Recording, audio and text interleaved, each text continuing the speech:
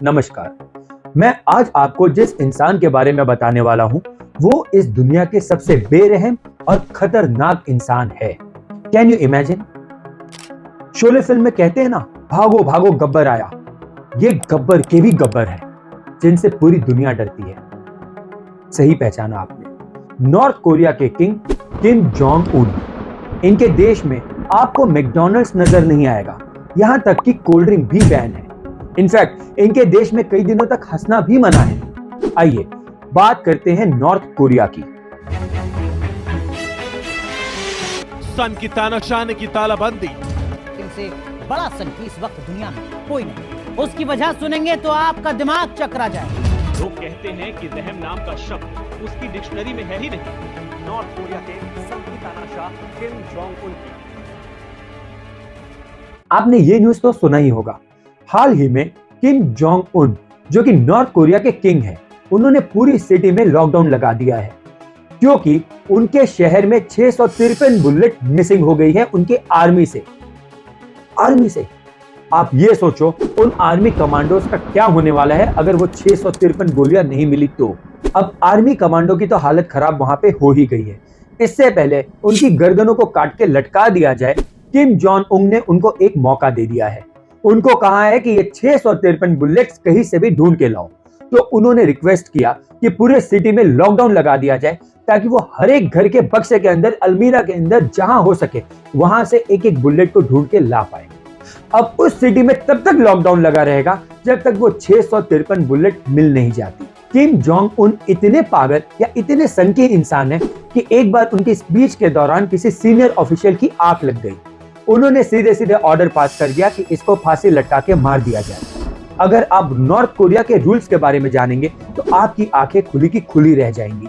17 दिसंबर 2011 में Kim Jong Un, उनके father Kim Jong Il की मृत्यु हो जाती है और उसके बाद से हर साल 10 दिन का मौन मनाया जाता है।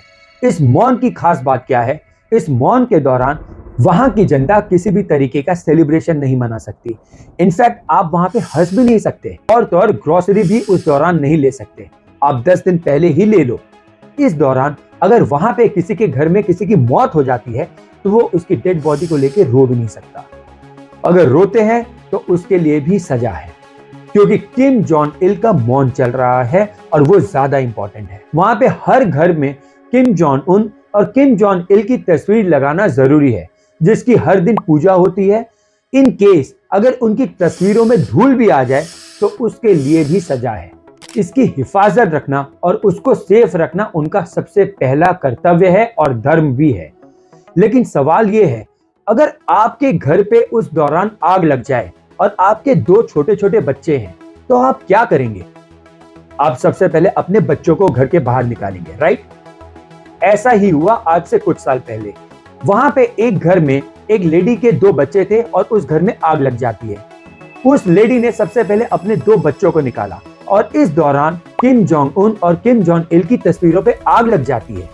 पता है, उस लेडी का बचना ना बचने के बराबर था, क्योंकि ये ऑर्डर पास हो गया था कि उस लेडी को फांसी लटका के मार दिया जाए। क्योंकि नॉर्थ कोरिया के लॉ के हिसाब से आपका पहला कर्तव्य है कि आप किम जोंग उन और किम जोंग इल की तस्वीरें बचाएं, ना कि अपने बच्चों को बचाएं। इनफैक्ट वहां की हालत इतनी खराब है कि आप वहां पे इंटरनेट भी नहीं यूज कर सकते हैं। खाली वहां के टॉप ऑफिशियल्स ही यूज कर सकते हैं, उनको भी किम जोंग उन की परमिशन लेनी पड़ती है। इनफैक्ट नॉर्थ कोरिया में एक पत्ता भी नहीं हिल सकता है किम जोंग उन के परमिशन के बगैर।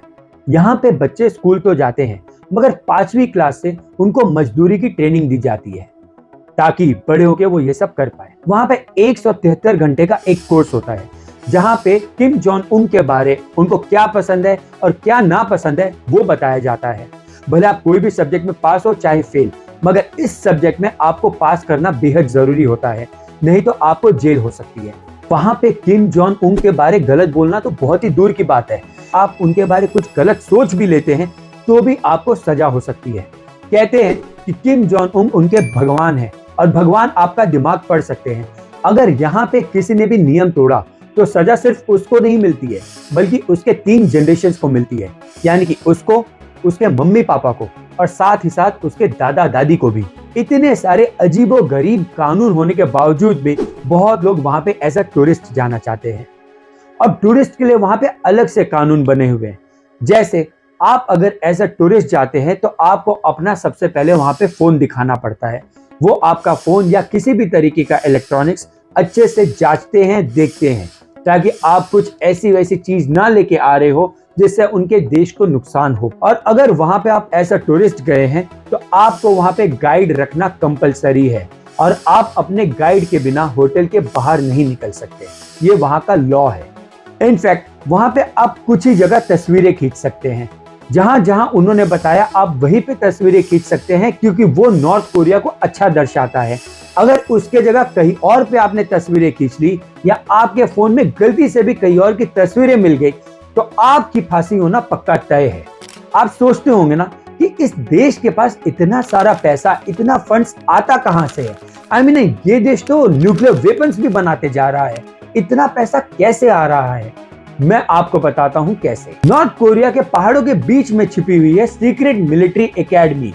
उनकी स्पेशलिटी है इलेक्ट्रॉनिक वॉरफेयर। सही सुना आपने, जैसे कि खतरनाक वायरस कैसे बनाया जाए, इनफैक्ट माइक्रोसॉफ्ट के ऑपरेटिंग सिस्टम को डायसेक्ट कैसे किया जाए, और तो और एटीएम कैसे हैक किया जाए, आपके एटीएम्स को हैक करके उनके बैंकों में पैसा कैसे लाया जाए।